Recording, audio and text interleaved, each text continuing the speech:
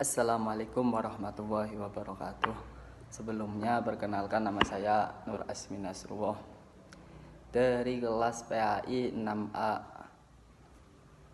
Di sini saya akan belajar bersama terkait MK mata kuliah yang dipandu oleh Bapak Dr. Abdul Fattah MPTI, yaitu mata kuliah telaah kurikulum. Nah, di sini saya akan membahas atau menjelaskan beberapa cara merumuskan tujuan pembelajaran kurikulum merdeka. Setelah kita memahami pencapaian pembelajaran peserta didik itu pendidik akan mulai mendapatkan ide-ide yang harus dipelajari peserta didik dalam suatu fase, dalam satu semester tersebut. Pada tahap itu pendidik mulai mengolah ide tersebut dengan menggunakan kata-kata kunci yang telah dikumpulkannya pada tahap sebelumnya, yaitu untuk merumuskan tujuan pembelajaran. Tujuan pembelajaran yang dikembangkan ini perlu dicapai peserta didik dalam satu atau lebih jam pelajaran, hingga akhirnya pada penghujung fase mereka dapat mencapai capaian yang dipelajarinya, capaian pembelajarannya. Oleh karena itu untuk capaian pembelajaran dalam satu fase tersebut, pendidik perlu mengembangkan beberapa tujuan pembelajaran. Dalam tahap merumuskan tujuan pembelajaran ini pendidik belum mengurutkan tujuan-tujuan tersebut. Cukup dengan merancang tujuan-tujuan belajar yang lebih jelas atau lebih konkret, lebih operasional saja gitu.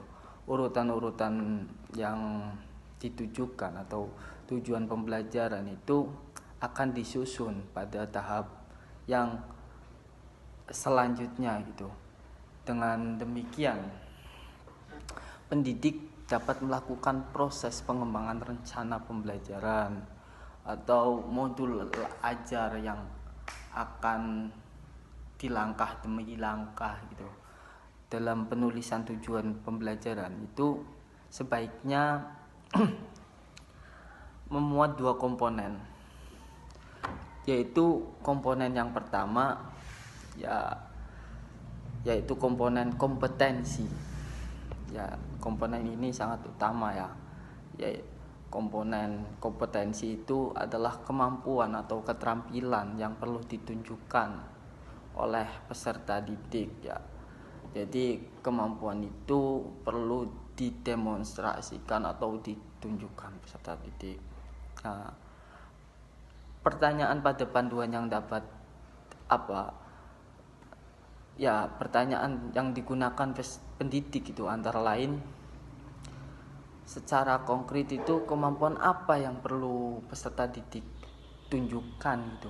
Tahap berpikir apa yang perlu peserta didik tunjukkan. Itu salah satu dari kompetensi dari keterampilan peserta didiknya.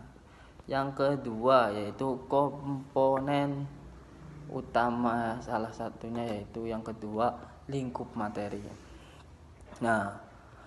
Dalam konten atau konsep yang utama itu yang perlu dipahami pada akhir satu unit pembelajaran.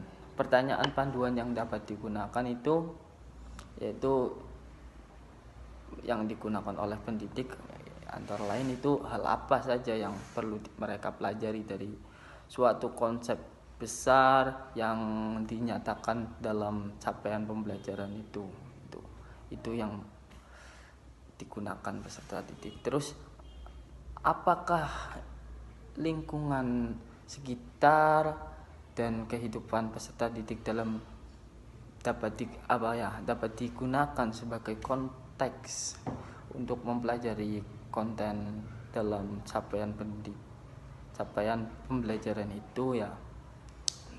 Misalnya kayak proses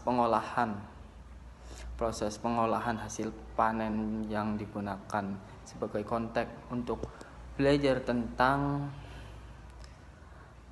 persamaan linear di SMA gitu misalnya. Jadi begitu ya, intinya begitu dari saya, kurang lebihnya mohon maaf. Cukup sekian. Billahi taufiq wal hidayah. Wassalamualaikum warahmatullahi wabarakatuh.